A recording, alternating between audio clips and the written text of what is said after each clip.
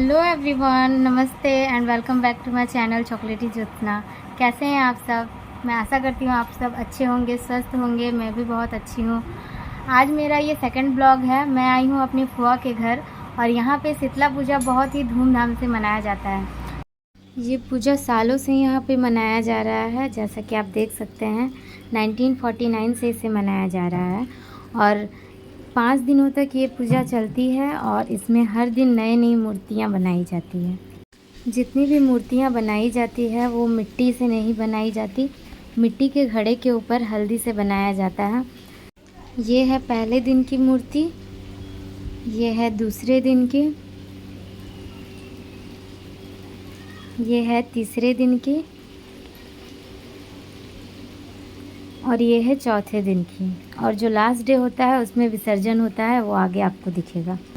यहाँ पे हम आ गए हैं पूजा पंडाल और यहाँ जितनी भी लड़कियाँ या औरतें आपको दिख रही हैं उनके सर पे भोग है। मतलब जिसकी जितनी शक्ति होती है उस हिसाब से वो बना कर लाती है और यही भोग फिर भगवान को चढ़ता है। ऐसी मान्यता है कि कुछ लोगों पे माता आती है। अब इसमें कितना सच है कितना झूठ ये तो मुझे नहीं पता, लेकिन हाँ बहुत लोगों को मैंने देखा यहाँ पे और पहले भी देखते आ रहे हैं बचपन से ही। तो इस तरह का कुछ होता है कि माता आती है तो वो ढोल पे झूमने लगती है। भोग लाने के बाद यहाँ पे आपको एक नीम का पेड़ दिख रहा होगा, ये पेड़ लगाया गया है। तो इसके चारों ओर ये लोग घूमती है, उसके बाद वो अंदर जाती है।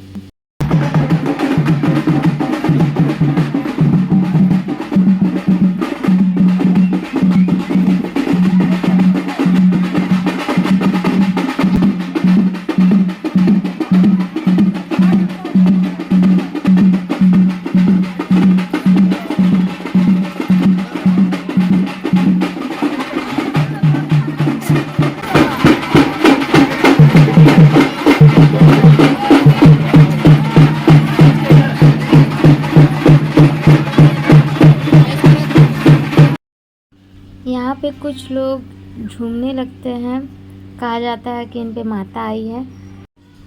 आप देख सकते हैं वीडियो में।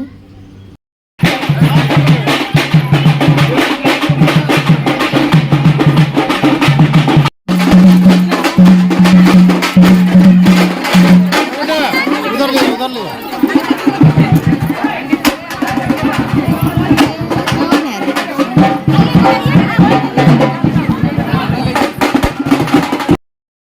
इसके बाद जितने भी भोग लेकर आती हैं सबको मंदिर में रख दिया जाता है एक जगह और फिर उसका पूजा किया जाता है। यहाँ पे पंडित जी धूना दिखा रहे हैं सारे भोग को। लड़कियों के भोग लाने के बाद लड़के माथे पे भोग लेकर आते हैं और मंदिर का जो स्थान है उसके चारों ओर घूमते हैं। ये बहुत गरम चावल होता है और इसीलिए साथ में कोई ना कोई इनको पकड़ के चलता है। चलिए अब आपको दिखाते हैं कि ढोल किस तरह से बजता है।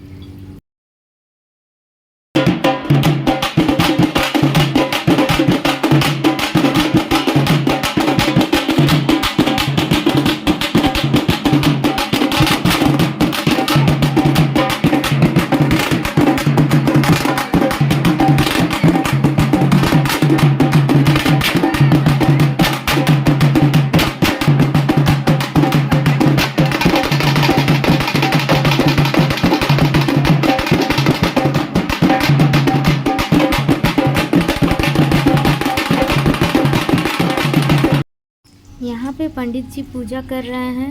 भीड़ काफ़ी ज़्यादा थी इसलिए अच्छे से वीडियो नहीं बन पाया यहाँ पे। इसके बाद पंडित जी आते हैं और पूजा प्रारंभ होती है। जो लोग भी उपवास रखते हैं वो आके बैठ के पूजा करते हैं।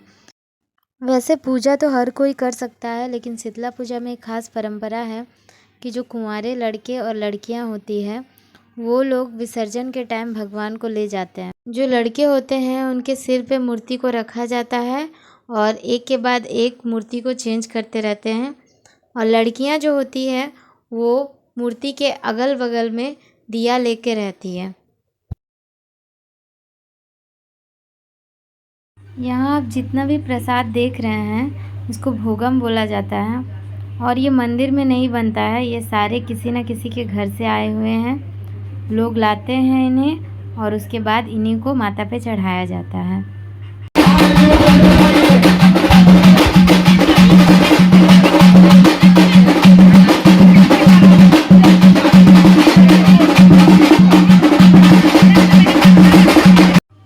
ये है लास्ट दिन की मूर्ति और 5वां दिन अंतिम दिन होता है, उसी दिन विसर्जन हो जाता है।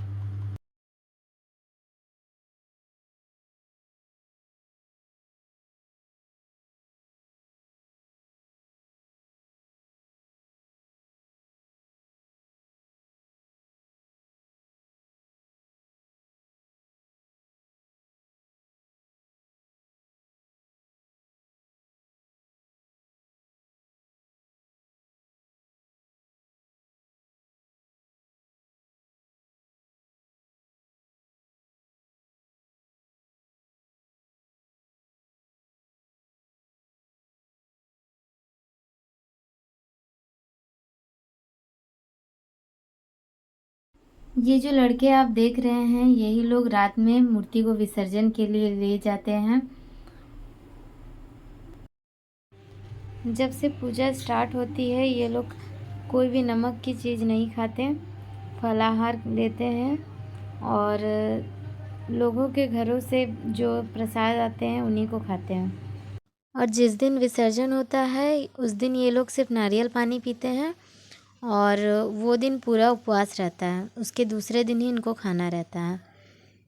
ये जितने भी लड़के आपको दिख रहे हैं, ये 5 दिन के पूजा के दौरान घर नहीं जाते, यहीं पे रहते हैं पंडाल में और जितना भी काम होता है ये लोग सब मिल के करते हैं। और जो लड़कियां होती है वो डेली आकर पूजा करती है और फिर अपने घर चली जाती है। पूजा के दौरान लड़के पीली धोती पहनते हैं और लड़कियां पीले रंग की साड़ी पहनती है जिसमें रेड कलर का बॉर्डर होता है।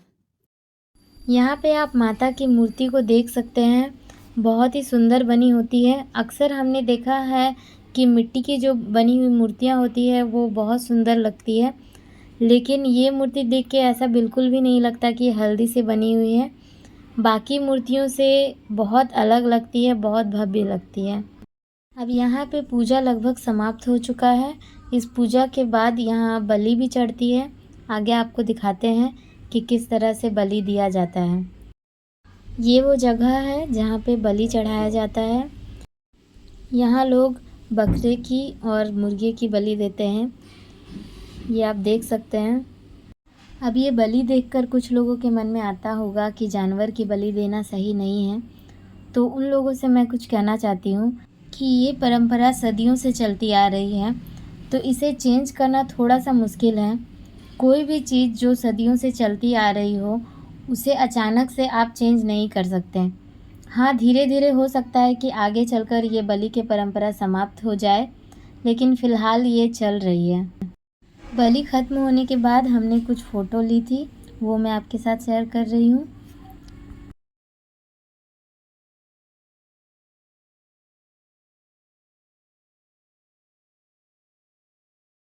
पूजा जब पूरी तरह से ख़त्म हो गई, उसके बाद सबको प्रसाद बांटा जा रहा था। ये जो पत्ते हैं उनमें सबको प्रसाद दिया जा रहा था। इस प्रसाद में होता है चावल, कुछ पकवान और सब्जियां। ये बिना नमक के बनाई जाती है। पूजा ख़त्म होते होते लगभग 2 बज गया था, तो हमें भी काफ़ी भूख लग गई थी, तो हमने प्रसाद लिया और आप देख सकते हैं यहाँ पे मैंने दिखाया है। और इसके बाद हम आराम से कहीं एक जगह बैठ गए और प्रसाद को खाया।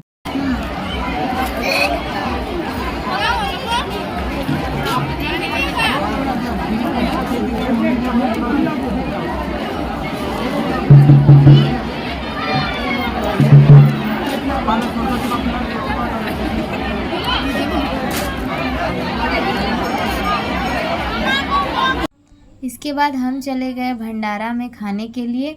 इस साल भंडारा लगाया गया था, हर साल ऐसा नहीं होता है। लोग प्रसाद खाने के बाद घर चले जाते हैं। आप देख सकते हैं बहुत भीड़ थी और यहाँ पे जो खाना बनाया गया था वो एक्चुअली किसी ने दान दिया था, उसी से बनाया गया है। अब भंडारा था तो भीड़ भी बहुत ज़्यादा थी, तो बहुत ही जद्दोजहद के बाद हमें कुछ सीट मिले बैठने के लिए और भूख बहुत ज़्यादा लगी थी तो हम सीट के आगे खड़े हो गए थे। आगे आपको दिखाते हैं कि क्या क्या था खाने में। यहाँ पे हमें दिया गया था चावल, सांभर, आलू पोस्तू और एक सब्जी थी मिक्स और साथ में एक बोतल पानी भी था। भीड़ बहुत ज़्यादा होने के कारण पंडाल में सब एडजस्ट नहीं हो पा रहे थे, इसीलिए कुछ लोगों को बाहर में भी खाना खिलाया जा रहा था।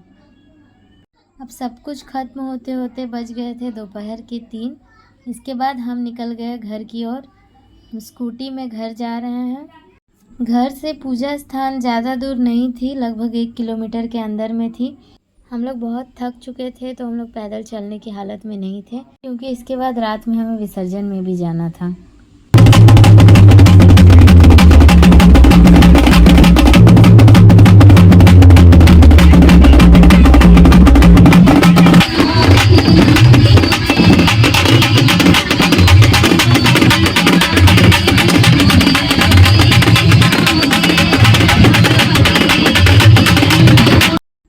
आप देख सकते हैं इस तरह से लड़के माथे पे लेते हैं मूर्ति को और विसर्जन के लिए जाते हैं। और जिन जिन रास्तों से होकर मूर्ति जाती है उन रास्तों को सजाया जाता है। जगह जगह रास्तों में लोग रंगोली बनाते हैं, फूलों से सजाते हैं और बहुत सुंदर लगता है ये देखने में। जगह जगह रास्ते में औरतें खड़ी रहती हैं भगवान को पानी चढ़ाने के लिए, और वो लोटे में पानी के साथ साथ उसमें हल्दी डालती है और कुछ नीम की पत्तियां भी रहती है। यहाँ पे आप देख सकते हैं।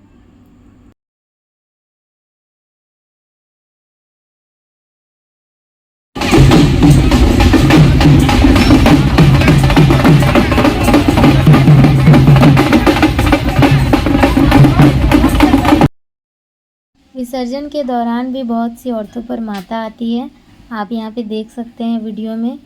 और इस टाइम पे इनको संभालना बहुत मुश्किल हो जाता है।